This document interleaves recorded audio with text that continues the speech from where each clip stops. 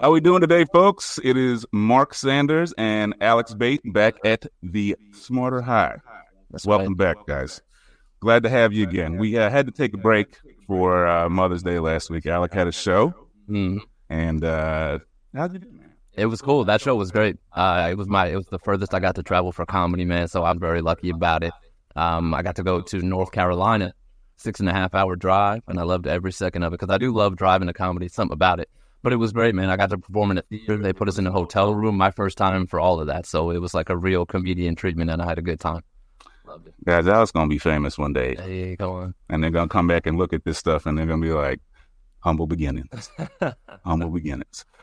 Well, it's glad to have you back, folks. We got some important things to talk about today. Well, we got the rescheduling of cannabis, right? Schedule 3 now, which means it's in the same category as like ketamine and Tylenol with codeine. Yeah, and out of the one with cocaine and DMT and all that, right? Yeah. The craziest stuff you can think of. Yeah. Out of class 1. I never tried ketamine, but I would. They use ketamine as a treatment for depression now. Excellent treatment. So today, guys, we have a special treat for you. We're going to talk about some American lore, cannabis lore. That is, right? There's a lot of important moments in the history of cannabis and in America, and we have a special one called Operation Pipe Dream.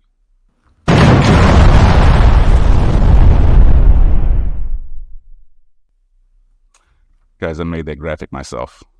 It took me an hour, longer than that. But today we have a very special guest. Okay, I know it looks like Alex, but it's actually a DEA agent we found off the street. And this was in 2003, by the way. And he has a press release to read for you. It's in your pockets. Go ahead, Mr. DEA agent. Yeah, no weapons, man. All right. So what I'm about to read is something called Operation Pipe Dream. All right, this is something that really happened. You said 2003? 2003. This is the official press release. They had really great music happening in 2003. And then the DEA was up to this. And this is something that particularly affects like Mark and his particular business. So I'm going to get right into it. Operation Pipe Dream puts 55 illegal drug paraphernalia sellers out of business. So Attorney General John Ashcroft and U.S. Attorney Mary Beth Buchanan of the Western District of Pennsylvania back then announced the indictment of 27 people on charges of trafficking in illegal drug paraphernalia.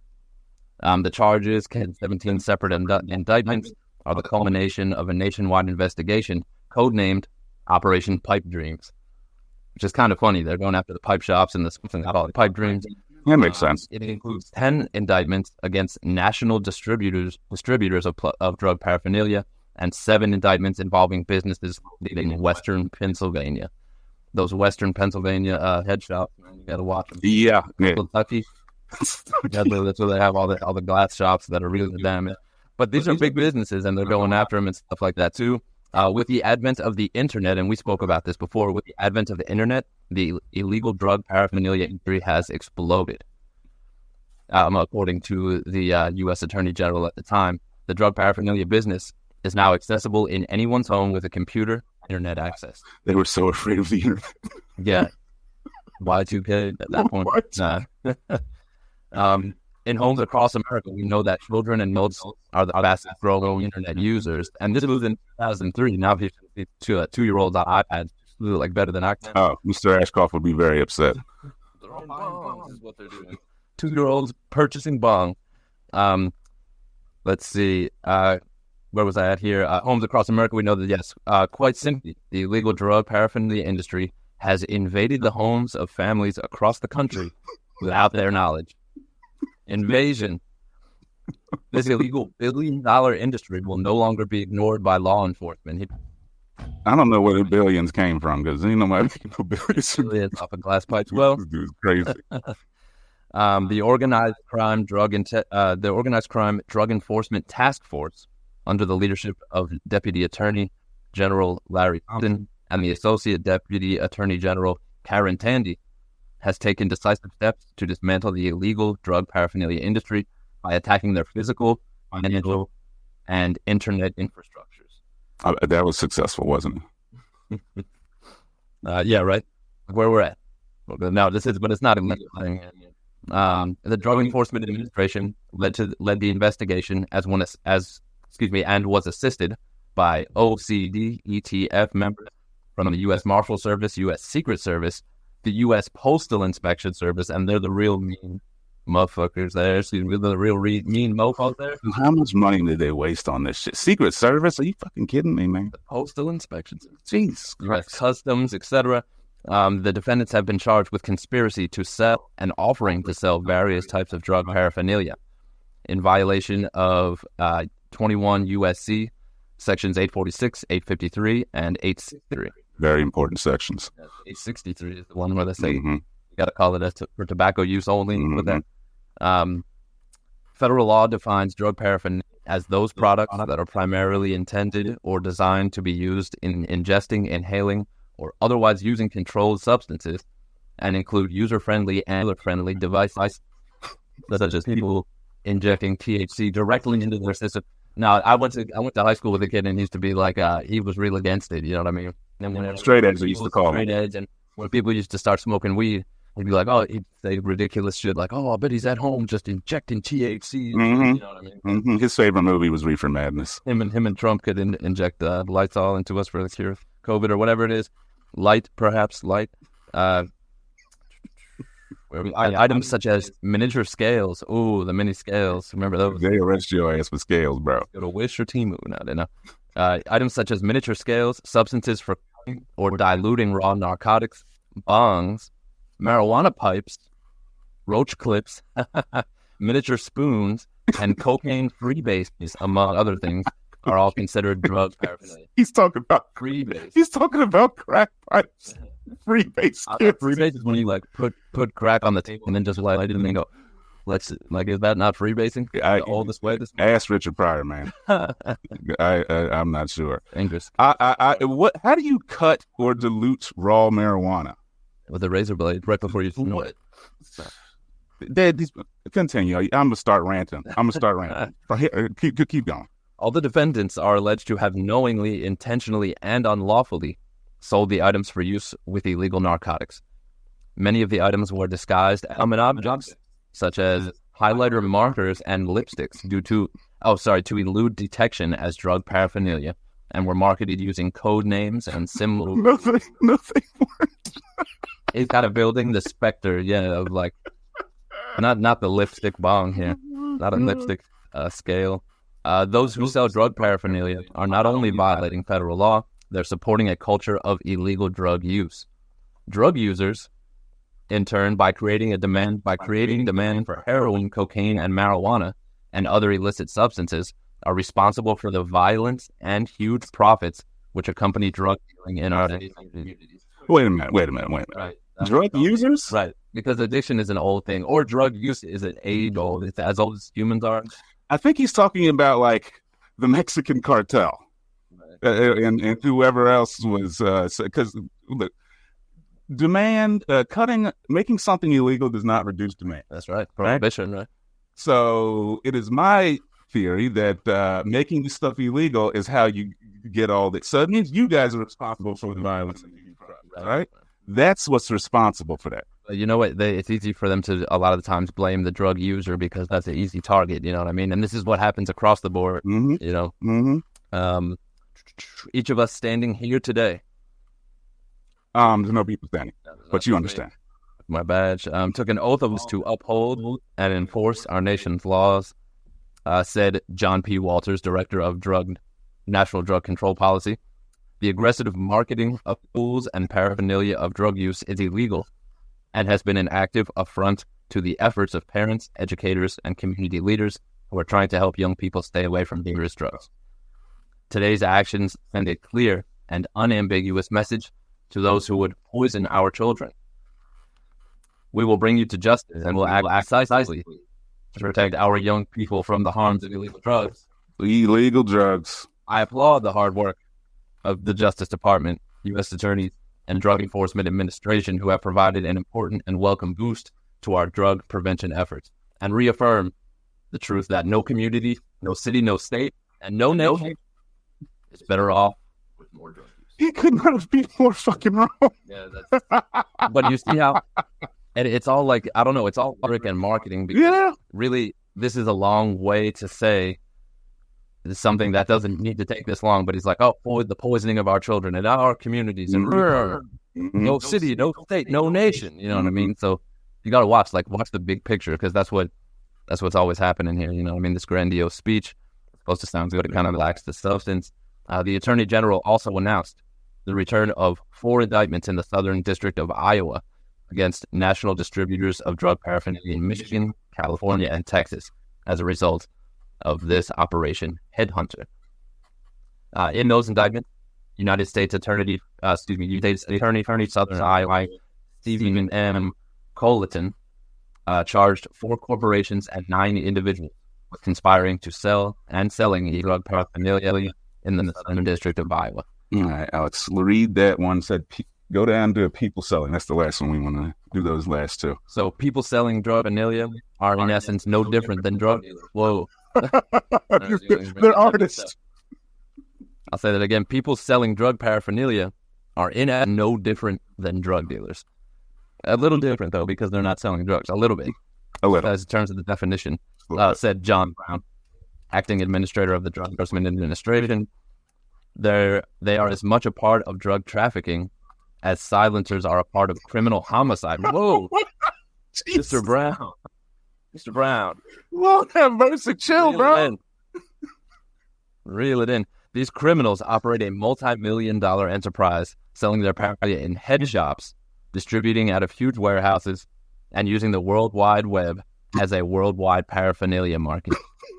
Sorry. With Operation Chip Dreams and Headhunter, these criminals are out of business, and illicit.coms are .gone. Oh, boom. My God. Boom. All right. We'll give you a break. .gone. Can you believe this nonsense, man? Like, this is total propaganda, guys. This is 20 years ago. We overcame this, as you can see. But, you know, they go, glass blowers are artists, okay? Glass blowing is one of the hardest arts in the world because it's lava. You have to melt the glass. You have to melt the glass. And it's basically lava at some of these temperatures. These guys are artists, and they're hardworking artists. And you arrested them and sent them to jail, United States government. And the people that distribute their artwork and this, if people want to smoke weed, I mean, when I was really young and didn't know anything, I would use like notebook paper. Like people are going to do it. You might as well do it out of something nice. And then this is like the appeal, something clean, something that's not bad for you. It's bad for you to smoke a note paper joint, right?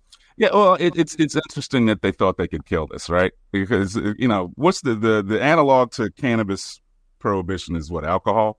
What happened when they tried to prohibit alcohol? Underground, right?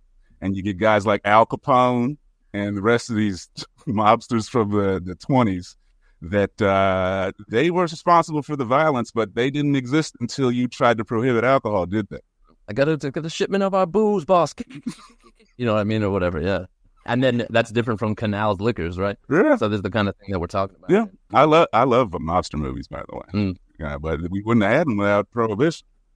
So another U.S. government-created problem. Let's go into Operation Pipe Dream a little bit. I got a couple notes, all right? So they operate. I'm just going to read this real quick. The operation used an elaborate sting involving an undercover head shop in Pennsylvania. So they literally started a fake head shop. Wow. To order stuff from across the country, which ordered products from suppliers like Chong Glass, which is Mr. Tommy Chong, the most famous person caught up in this nonsense. But they used this fake head shop to prove that they were distributing paraphernalia across the country. So they executed raids at Tommy's house and a number of other celebrities. But Tommy Chong was the only big celebrity to get caught up in this. I think he went to jail for this. No, he's not even the artist. He's just the business owner. And in that, his name's just on the company, right? He's probably not responsible for the day of that, but because his name was on this company. He's not in there over the kiln in the furnace, like, you know, and spinning. Yeah, trust me, Tommy Chong he's a great man, but he's a stoner. Okay? And smoking weed and blowing glass at the same time, boy, you can get yourself a third-degree burn blowing glass, okay? Every time, when I started this business and I would go visit glass shops, I burned myself every single time I went into a glass studio. Wow. Don't touch anything in a glass studio. It's hot. It's hot. I have the scars to prove it. So, anyway, the fallout. Facing potential charges that include his family, Tommy Chong agreed to a plea deal. He pled guilty to one count of conspiring to distribute drug paraphernalia. And he was sentenced to 9 months. Holy crap. Fined $20,000, and he was forced to forfeit $100,000. Controversial sentence, guys. But complete nonsense, right? And there's a couple of other really big glass blowers that got caught in this. And some of these guys are basically the progenitors of the U.S. bong market, right? For instance, Mr. Jason Harris, okay? Now, Jason is the creator of Jerome Baker bongs, right? If you are a pothead and you know your American pot history, which is literally going to be a thing one day. I think they're going to teach this in colleges. U.S. I might be a good teacher. Yeah. Anyway, adjunct professor spot. A high adjunct professor spot, because I'm gonna be high, because I think that's the only way you can teach people about this. But anyway, Jason Harris, he's a great guy. I've come across him a few times at trade shows. We've talked on the phone a few times. His bongs are expensive, guys, and kind of outside my market because when I started this business, heady glass was very in, which was like in 2011, 2012. But slowly but surely, man, the foreign bong makers have gotten really good, and they send this stuff over here, and now they've just kind of crashed the prices. So only the really good guys are still kind of making money. A lot of the glass blowers I started with have regular jobs now because that foreign market penetration, which is just globalization, it happens to every business. But I really didn't want it to come from mine, but it has. But anyway, Jason went to jail too, right? And interesting thing about Jason, guys, his mentor is the godfather of glass. Now, this guy here, his name is Bob Snodgrass, okay? This is one of the nicest men in the industry. He has taught a ton of glass blowers out there in the world right now. And he's responsible for a method called fuming, right? And this is what a fume pipe looks like. And it's basically, they take like thin sheets of metal, and they will blow it into the glass, and it kind of attaches to it, and it creates this fuming, which they call color changing glass or fumed glass. Color change, yeah. That's always a thought after. Oh, it's a color change? Yeah. Color change? Yeah, nobody knows what that means. Well, not anymore now. No, we don't know what's happened. I find myself trying to explain fumed glass to people. I just glaze over. They don't care. Glassed over, no. But I met Bob, too, and at one of my shows, and he has I think he had a school in Oregon. I'm not sure it's still there, but if you want to blow glass, guys, there are schools all over the country. There's a really good one in New Jersey, which is escaping me where this school, Glassboro. Wow. There's Glassboro, but there's another one too. But anyway, you can ask us in the comments. But have you seen there's a show, like a glass blowing competition show, just like cooking shows or whatever, and they face off and they make artwork out of it and stuff. And they make really cool things. I mean, it's a high level art. And it's difficult. You're not sketching a skin. And they give them time constraints, which in glass is just not. Time constraints in glass is not a good thing. You're going to break something. But no, there's a couple really good documentaries out there about glass blowing. One is called Degenerate Art. That's probably the best one. Oh. Degenerate Art is years ago now. This is an older documentary, but it is a good documentary if you kind of want to get into the history of glass making and glass blowing in America. I encourage you young people to do this because I would like a resurgence in the American glass industry. You're trying to be future customers. Well, future vendors. Because, guys, art is... I'm a fan of art. I just can't do art, right? And glass making is it's almost always a temporary thing because every glass piece I've ever owned is broken. Yeah, Right? really. I don't really buy the super expensive pipes because I'm a breaker. I feel like a lot of people are that way. Well, no, listen. If I can't spend thousands of dollars on something I know I'm gonna break. Yeah, that has to be in a museum somewhere. So I've never really gotten into the super heady stuff. At least not the large super heady stuff because it's a lot, and you need a whole place to do it. Like growing up smoking, like we were in the car or we were going here in the woods or something, and it's not, you can't have the bong. Yeah, and a glass studio is it's a dangerous place, man. And it's hot it's hot in there. Yeah, it's hot in there because they got all those kilns and everything. But guys, this kind of dovetails into where we are today, right? The rescheduling of cannabis, which is now Schedule 3. President Biden is kind of making it part of his initiative to reschedule it, which is a good step. I don't know if it's totally good for the industry because it should have been scheduled a little lower, like 4. Oh, what's a good first step? Do you know offhand some of the other ones that are on Schedule 4? Because I know Level 3 has like Tylenol codeine, something you might get after the dentist. Schedule 4 has, I want to say, like over-the-counter drugs. Oh, wow, okay. Yeah. And let's see. Let me go to a quick list here, guys. Oh, Xanax is on Schedule 4. Holy crap. That should be on Schedule 3 or 2 or 3 for sure. Absolutely. Holy man. So there's actually... You can literally die coming off of it, overdosing on it, etc. Yeah, guys. Let me tell you a little about Xanax, guys, because I have a little bit of experience with Xanax. That is a dangerous drug, right? It's an anti-anxiety med. I'm not a doctor, but anti-anxiety med, but it is a Band-Aid, right? You shouldn't be on Xanax or anything more than a week or 2, because after that, Xanax eventually causes something called rebound, and this is my pharmaceutical expertise. Both of my parents were in big pharma. So rebound is when the drug you're taking for, in this case, anti-anxiety starts causing the anxiety.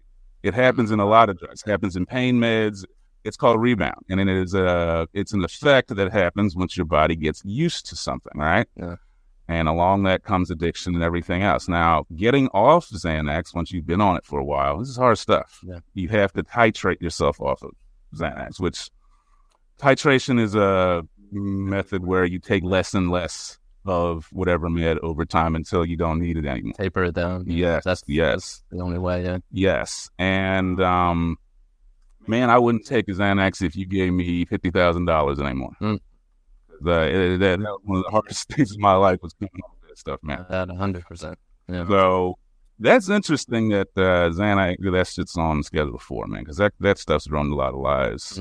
You ever seen somebody just acting wild on the street, right? And then they just doing something crazy, or they're half asleep while driving and they hit something and they stumble out and they sleep or falling asleep was a big one for Xanax. I feel like in particular, everybody who's doing Xanax always crashing. And then, man, that shit make you forget.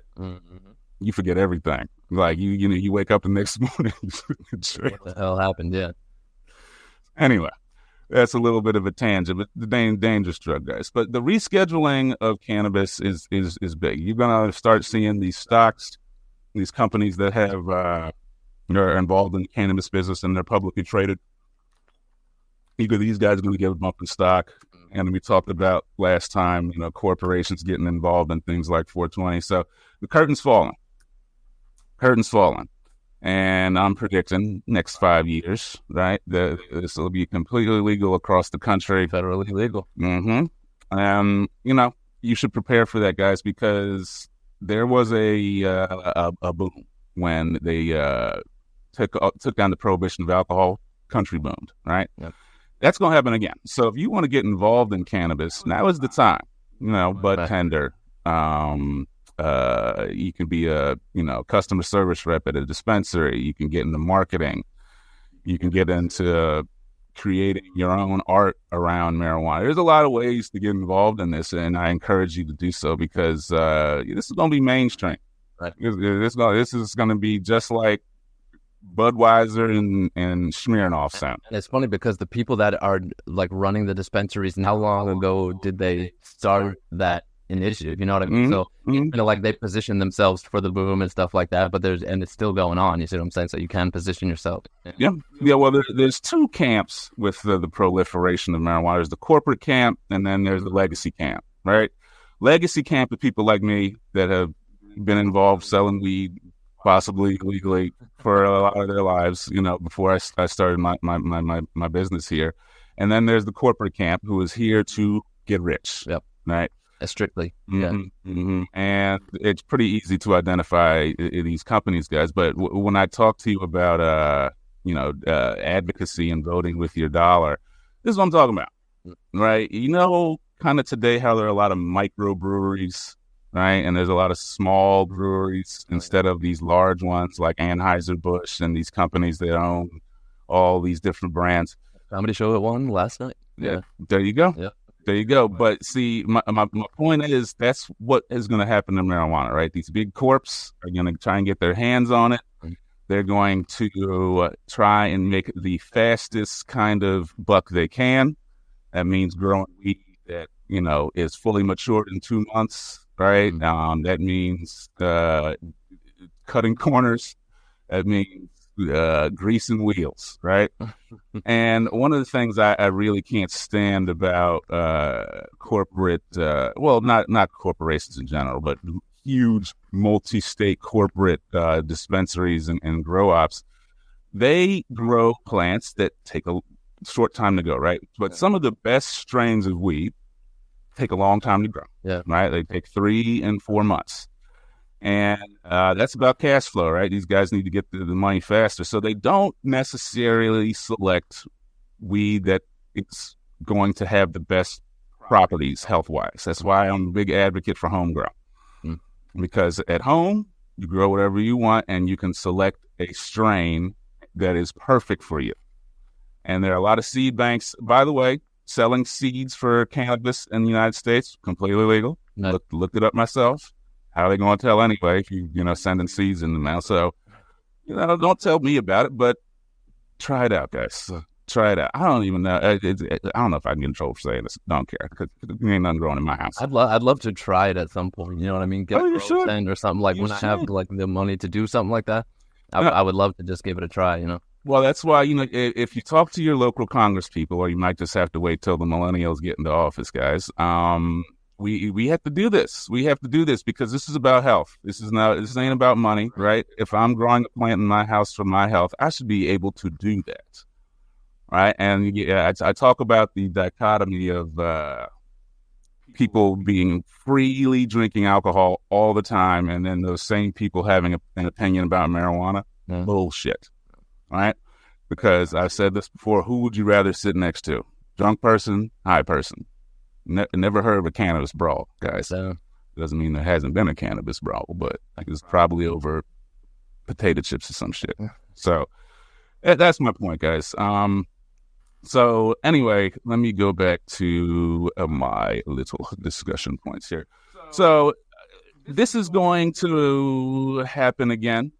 Right. And one other thing I wanted to talk about in New Jersey specifically, if you have ever heard of hemp THC, guys, Delta 8. Oh, yes. THCA. Do a whole thing on that. We could do a whole thing and we will eventually. But right now there's a bill in the New Jersey State House to reclassify these hemp THC products so that only dispensaries can sell them. Okay. It's I sell hemp THC in the store here, and it is, it's a complicated market because there are only a few companies kind of growing this and creating this stuff ethically. There's a lot of kind of chemical manipulation, I'd call it, in the THC hemp market. Doesn't mean it's dangerous, but it can be dangerous if you're not doing it properly. So not unlike what is that old shit called? Vice and K2 and that stuff. You remember that? Potpourri and leaf spray. Yeah, that it'll give you a heart attack. Oh, I gotta go to the hospital. No, don't buy this stuff at gas stations, guys. Right. Don't buy hemp. Don't buy anything that you put into your body besides maybe a rotten egg sandwich, which you shouldn't either. from a gas station, because these guys do not care about your health, right? They don't care what happens to you. They're there for the money. So watch where you buy these things. You can always ask me, good companies I know of a few. I only stock ones where I can source them. I do a lot of research before I bring something that's going into somebody's body, right? 100%. I'll take that seriously. I take it, which is why I do love this place, and because I'll tell you right now, kids come in here, not just kids, but people come in here for Kratom, for example, and they're like, "Oh, I heard this." I'm like, that is not recreational. That is not Kratom is not recreational, guys. I'm a Kratom user myself, and I've sold it for years now. But Kratom is not anything to play with, right? It can be addictive just like anything else, but if you use it properly, it could really help. But, like I told you before, people come in here just looking to feel different, and they'll reach for the Kratom, and I'm like, first of all, no. And that'll show you right there that I'm not in this for money, because I'm not selling you Kratom unless you have an issue, because it is not recreational. So, if you get a chance to kind of speak on the side of hemp THC, stick up for it, right? Because if they take it away from the smoke shops and put it in the dispensaries, this industry, the smoke shop industry, is gone, guys. We're hanging on by a thread here, right? Glass bongs are just not as popular as they used to. Glass blowers are not as popular as they used to. And success in the smoke shop industry is a moving target. Is a moving target, because the regulation is always changing, and we're always pulling something off the shelf or adding something new, and because we've had to stay profitable, we've had to be nimble. This is why I don't buy a lot of any one product, because you can get in trouble. I've made mistakes before where you got you get in a situation where you got a ton of some product that nobody wants anymore. Right, yeah, all your eggs in one basket and stuff like that. Yeah. But what I list is you guys got the pipes, the bowls, the pieces, but you got the vapes and the machines. Like, this place has always had good high end, like the good quality stuff, which I love. Like, well, I hate when a customer buys something and they get home and they have some kind of what's it called? I can't think of the phrase. Epiphany, or like, not epiphany. It's called a buyer's regret. Buyer's regret. So and then I don't like when people get home and they're upset with something they purchased. So I pretty much use all this stuff myself before I let my customers buy it, because I don't want to tarnish this industry, right? CBD, for instance, this is a good example, and then we'll go ahead and end this segment after I do this last point. But CBD, you guys have all heard about CBD, right? It went through a period of rapid expansion. You saw hundreds of companies that were going to be rich selling CBD. Right. But all of those companies, there were a few people that were making a very high quality product, right, that worked. But most of the industry was making garbage, white labeling stuff, right? White labeling is why when you buy something from a parent company, you relabel it as your own. There's a lot of that going on with CBD. And people would take CBD, they'd come in here and they say, yeah, I have some kind of pain or whatever. They not here, but they get the CBD and nothing happened. Right. And that's for a few reasons. One, very rarely did these products actually have enough of the active ingredient to cause any change in your body, right? Okay. Or they wouldn't take it properly, right? There's something called a blood level in pharmaceuticals, which means you take something until you get a blood level, and then the changes will happen. So, for instance, my ADHD meds, when I first started taking them, it takes 3-4 weeks, up to 6 weeks to start working. Wow. And that's the same with CBD, right? So unless you've been taking a high quality, high dose CBD, like, 75 to 100 milligrams a day, right, it likely won't work for whatever problem you're trying to deal with. What problems do they try to, because the CBD, Delta 8, Delta 9, THCA, THCO, THCP. Yeah, so all of these kind of synthetic THC molecules are molecules that exist in hemp or cannabis in small amounts, right? Let's just talk about THCP, for example. THCP is not naturally occurring in amounts large enough in hemp to affect anybody, right? So what they have to do is isolate the molecule, and then I apply a process called isomerization to proliferate that molecule, right? And so you go from a little bit of THCP to a lot of THCP, and then you inject it or spray some hemp into your product. Okay. Like I said, it doesn't have to be a dangerous process, but you want a chemist to be doing this stuff, right? You want somebody that's concerned about heavy metal contaminations and all that, quality control, because there's a lot of just backyard garbage going on. You got people in their garage, right? So you have to trust where your stuff is coming from, or you could hurt yourself, man. I've heard all kinds of stories of people in gas stations trying whatever and getting sick, and that's because it probably wasn't just the cannabinoids in there, right? And that's how you run into situations where people add a little something else, right? So you got to be careful. You got to be careful with it. And THCA, for example, that's getting really big right now. THCA is a precursor to regular THC in hemp. And once you apply heat to THCA, it becomes regular THC. So it's kind of a loophole, right? We're allowed to sell it because in its raw form, it's not intoxicating until you add heat. So when you add a flame or whatever, then it can get you high. It's a loophole. 2018 Farm Bill made us, came right at the right time for us during this globalization thing, because now we had another product. So. But anyway, we're going to move on today, guys. And you guys don't know us very well, do you? Right? Me and Alex, we spend this couple hours together every couple Sundays, but we want you to get us to know us a little more. So I got a little segment called Get to Know Your Co-Host. And yeah.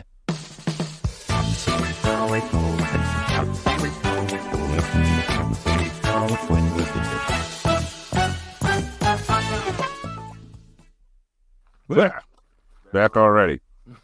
All right, Alex. Nice graphic. Shout out. Oh, yeah. I tried to make that graphic, and Akira made a much better one. So we're going to go with hers. But guys, me and I was going to ask each other a couple questions, right? Because that's the only way you really get to know people. Right? So, Alex, go ahead and ask me a question. All right. Let's see here. I got a couple. So I know this one, you know what I want, because that one for you is probably a little bit different. How about this? Let's go with how has your relationship with cannabis evolved when you first started using it to now? Your own personal. Oh, yeah. There's a story. So I think I smoked, the first time I used weed, I was like 17, 18, right? It was in Mount Laurel. Guys, I'm from Mount Laurel. I went to Lenape High School in Medford. And on the weekends, in the late 90s, what we did, I don't know, do kids even do this anymore? We went to parties, house parties, right? Somebody would have a party, usually out in Southampton where there's a lot of space, or I had a party in my house one time in high school. It was the best party ever. Same. Cops arrived in about 60 minutes. Nice. There's so many people in my house, I was so scared. I was happy to see the cops come because I was like, my mom's out of hand. Oh, yeah. Out of hand kick. My mom was going to fucking kill me, guys. Like, a hole ended up in the wall in the basement. There you go. I don't know if she believed me when she came home, and she's like, how did this hole in the wall happen? I'm like, I was studying and I tripped over my material. I blamed it on my friends. Yeah, same. Guys, Doug, Vince, that was your fault, guys. Actually, I think it was Vic's fault. But my friend Jason snapped off the handle in the bathroom because it broke, and then my dad installed it, but you had to push it back to turn it like the left. Oh yeah. So he was trying to pull it. It was just so drunk. He was like, "That's nothing you can replace before your parents get home, man." There was a bird and it flew in the window. You gonna have to. The house smelled like beer. Oh, the house smelled like beer. It was. Whoo! I could have gotten in trouble for that, guys. But But so this is how you started off. Yes. This is how I started. Thank you for getting me back on track. No problem. But so I had my first time in high school. Then I went to college. Okay, my roommate, who is one of my best friends still, he was also from New Jersey, if you can believe it. At the University of Miami, there's a lot of transplants from up here. I forget you went to Miami. Nice. Well, you end up with a lot of people from Jersey, New York, and Pennsylvania. So I roomed with a guy who's again a friend of mine now, and I joined a fraternity. It was an all-white fraternity. Wow. Yes, I grew up in the suburbs. But I've always been comfortable with people. I don't care who you are. There you go. All right? And I then proceeded to have a very core group of friends from that, right?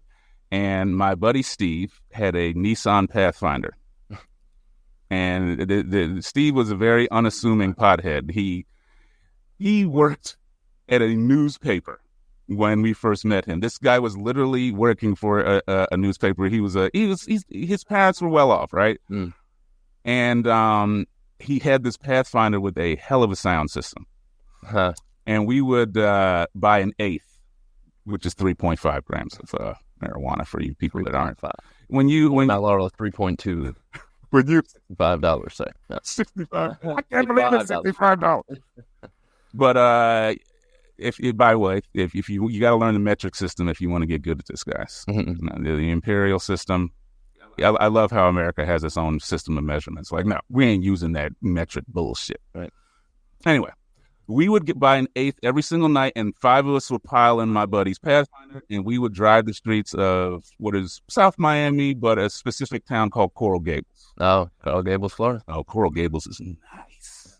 That's where the University of Miami is at, right? Yeah. There's the best hotel in South Florida, the Biltmore, was there. Boy, this place is beautiful.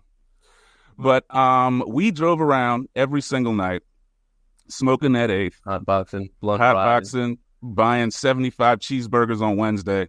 Guys, back in the day, on Wednesday, McDonald's had, I think it was 35 cents. It was some cents cheeseburgers. It was under $1, which is insane. So we would show up high, yeah, and we would buy, depending on who was hungry, at least 5 cheeseburgers. For 30 cents too.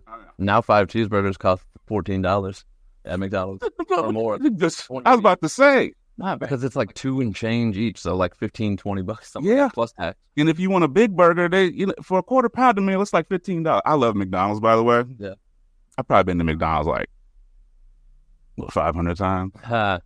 That's an estimate.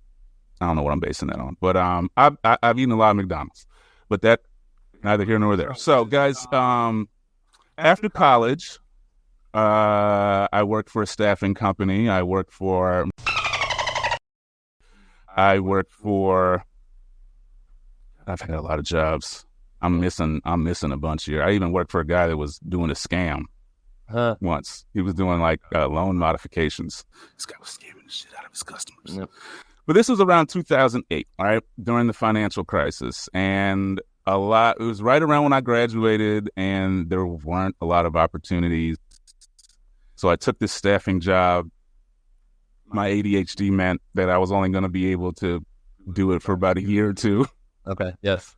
Because, before I was diagnosed, I would go through these cycles where I would be really excited about a job and then slowly get terrible at it because it wasn't giving me the dopamine I needed. Absolutely. 100% understood. Right. Yes, dude. Hero, by the way. Alex is a hero. Okay, because standing in front of a group of people is my worst nightmare. I'm nervous sitting here in front of a carrot. But anyway, so after that, I got laid off in like 2011. Right, and then I was home by myself with my cats, drinking and smoking, and I came up with the idea for my business, Scyfli Smoke Shop. And Alex was asking how I came up with the name for Scyfli. Because that's what I imagine people wonder when it's Scyfli. I mean, it's a unique thing. It sounds like sci-fi. It's a fly. Yeah, no, it was a couple reasons. I do my best creating while inebriated, so I wanted a word that no one else had, so I had to create my own, and that was kind of for search engine purposes. But how many head shops are Dreamland across the country, right? Yeah, or whatever. Yeah. I wanted to separate myself, and Sci and Fly. Sci, I'm a huge science fiction fan. Yeah, and then Fly was kind of high. That's kind of Fly high marijuana. That's kind of where I went with that. So Sci-Fly is basically my love of science fiction and marijuana. Love that. Yeah, science fiction and marijuana go great together. Yeah.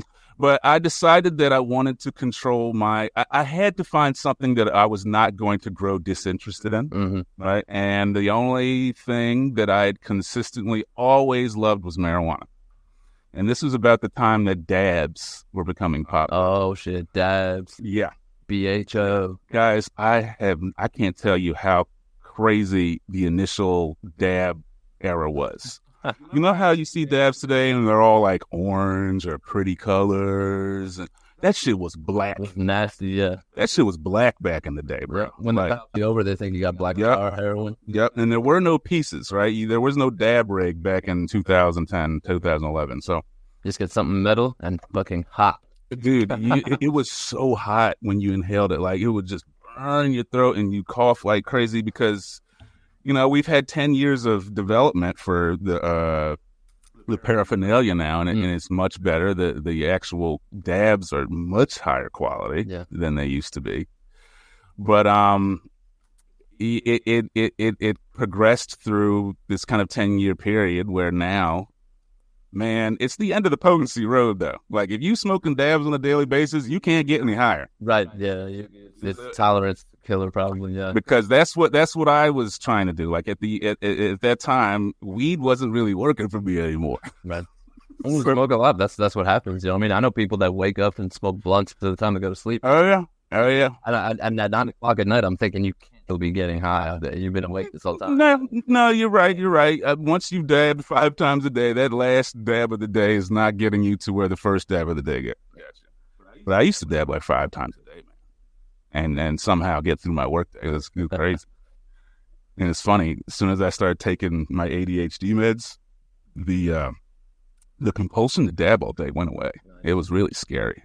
It was really because that meant that my body chemically was missing something, right? And as soon as I kind of fixed it, my mind kind of balanced out, and I didn't need to dab 5 times a day. I just dab in the evening now. And it just goes to show you how an undiagnosed or whatever it was at the time, ADHD can affect a lot of different things chemically. Oh yeah, yeah. And we were going to do an ADHD episode one day, just because I know a lot of you guys have kids or yourself, and ADHD could ruin a life. It can ruin your life. Absolutely. And the later you wait to deal with it, the worse it's going to get. I was 40 years old, 39 when I was diagnosed. And it takes about 3 to 5 years to kind of correct it once you're my age. So we'll talk about that. Definitely. But anyway, so yeah, this is what I love. I love marijuana, as you can tell. Most of my adult life has been about it. I'll never stop doing this because this is where I belong, and I need to bring in some of these other people with me. I got my entire family working here now. Family business, a local family business. I'm telling you. All right, let's ask Alex something. Yeah. I'm gonna look at this list for a second, guys. Ready for it? Ooh, I like this one. All right, Alex, how was cannabis viewed in your community or family growing up? Has that perspective changed over the years? Nice question. See, I was going to ask you, but I was like, as far as I know, your family has always been somewhat open to it. You know what I mean? So not true. Really? Oh, yeah. My mom was just like any other boomer back in the early 2000s. Wow. See, as long as I've known your mom, which has only been when this place is open and from working with Brian, but this place was open before.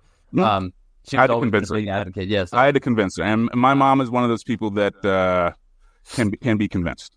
But she has a great information. She's given me a lot of great information and recommendations over the years, for sure.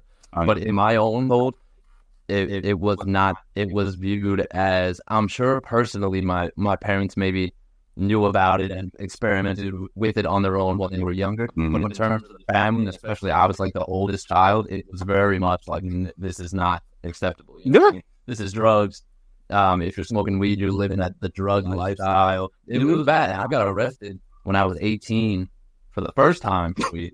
For the first time. And I never had more than like a little bit when I got arrested. Alex, how many times have you been arrested for weed?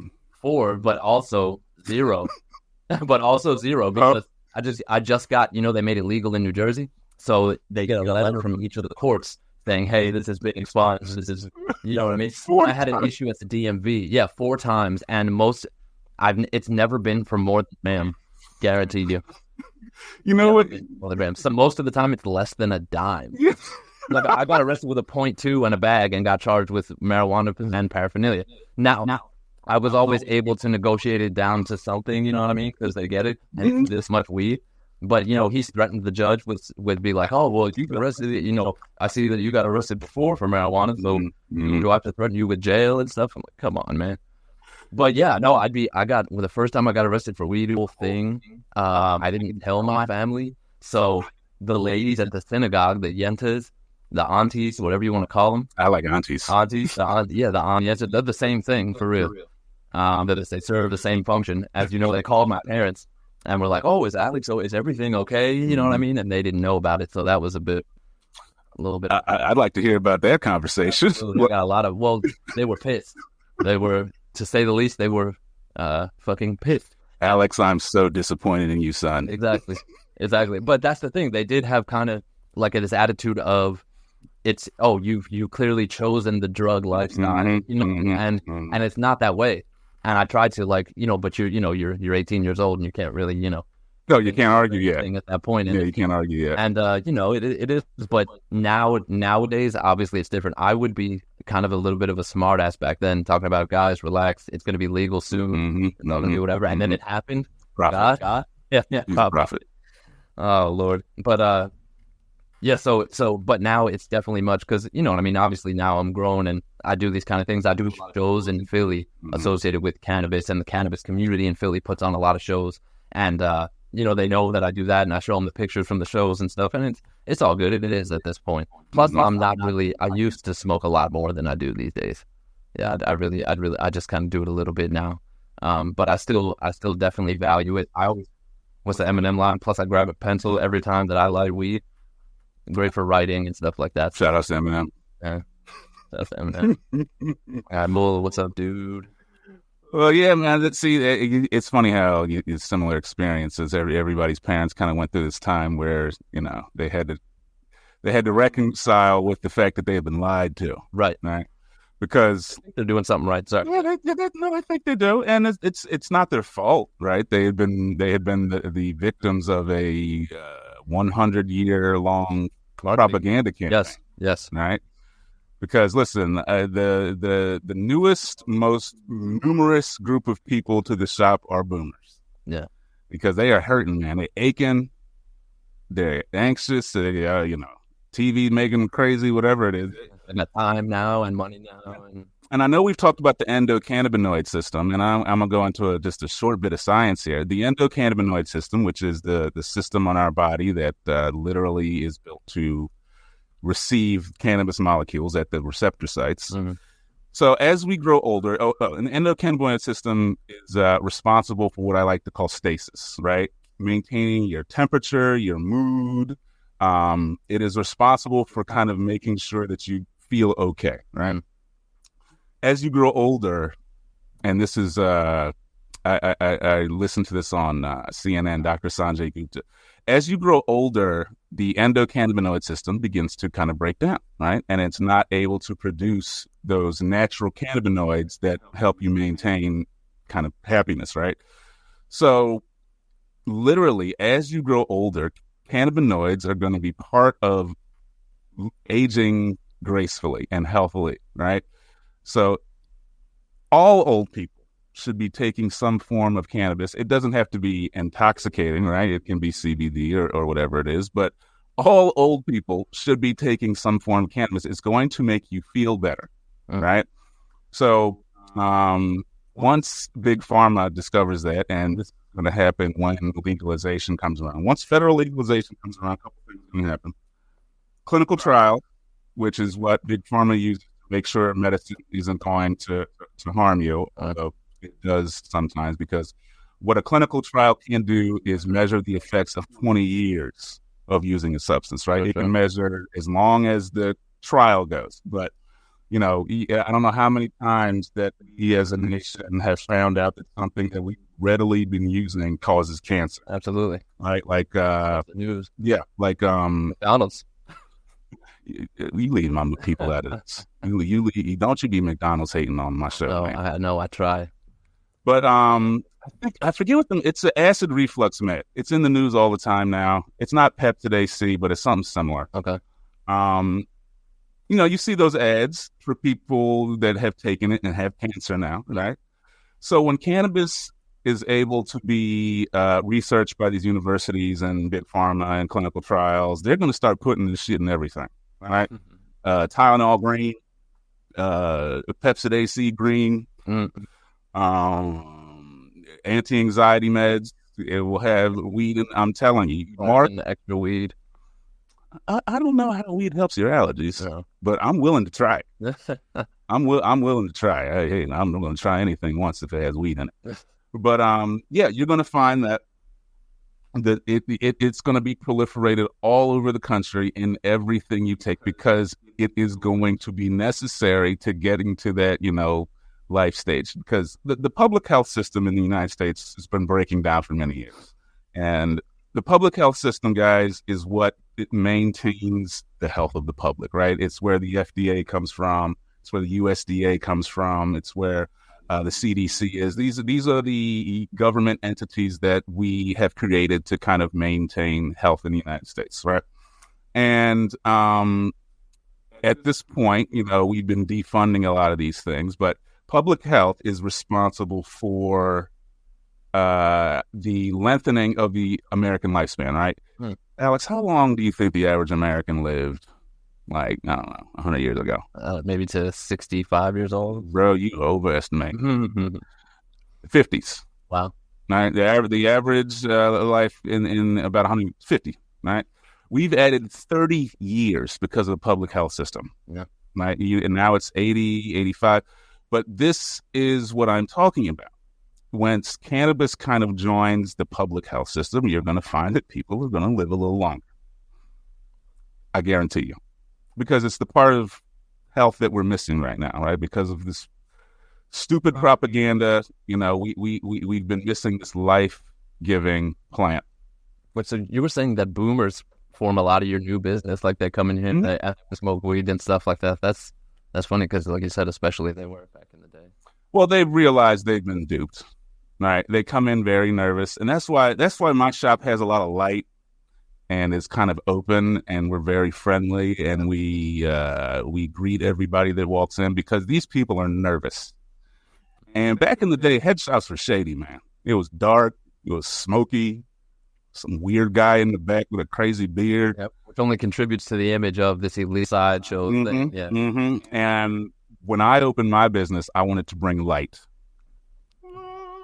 Let there be light. See the light? On the people. But this is how you have to present things to people in a palatable fashion where they can drop their guard down and learn. And I told you before, I spent a lot of my day just teaching. I wish I could monetize this shit because I don't necessarily like gabbing all day. Just kidding. I love gabbing all day. But this is what I mean. This is what I mean when I say cannabis can save the world. Because it could at least add 10 years to our lifespan. Yeah. Alex, we are approaching the end of our show. Do you have any shows this week or next week? Or anything you want to talk about? I do. Career? I've got a podcast interview coming up. That's on the 21st. Podcast? Yeah, podcast interview. They're going to be Meet the Comedian Alex Bate. So that'll be cool. A little booking tab here. The podcast. And then I got a... comedy show coming up in Phoenixville. I have a comedy show on the 25th. But if you can check out all my shows and stuff. I always post them on my Instagram, which is right below his name here. Right below his name right here. Good. Yep, there you go. And that's pointing at me, Alex. There you go. Perfect. Well, guys, make sure you check out Alex's stuff this week. I don't know what our next show is going to be about, but make sure you. It's getting better. We're getting better with this. We're getting better with this. And it's only our third time for real. So like I feel in the right direction. We are getting better, and I sometimes I have a problem with consistency, but we're being consistent, right? We're doing this every couple of weeks. We're getting better little by little, and we thank everyone who actually makes it to the end of this podcast. Absolutely, especially because I'm trying to still learn what to do with my face. Like, do I look? Right. What I mean? I'm trying to learn with my hands. The hands are a tough one. The right answer is, of course, nothing. But then it's like, how do you do that? Yeah. That's just my favorite line from Talladega Nights. I don't know what to do with my hands. Okay. Now we're just being stupid. All right, guys. Thank you so much for joining us today. We will see you in a couple weeks. Love you. A couple weeks. Much love. Peace.